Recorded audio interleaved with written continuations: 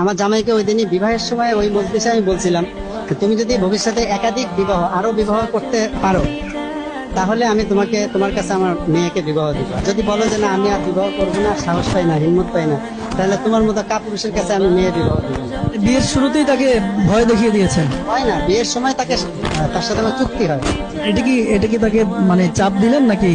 কি যে আমি তাহলে ভালো সুপুরুষ খুঁজবো, আমি আমার কোনো কাপুরুষের কাছে মেয়ে বিবাহ দিব না।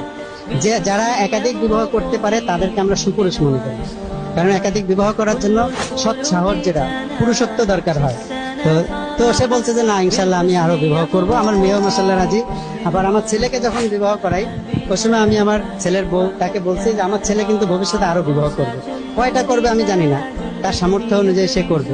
সে বলছে যে আমার কোনো অসুবিধা নেই। আসলে আমরা একটা পরিবেশ কায়েম করছি, আমরা পরিবেশ হয়ে গেছে আমাদের, এই বিষয়টা নিয়ে কারোর কোনো আপত্তি নেই। يا مرحبا.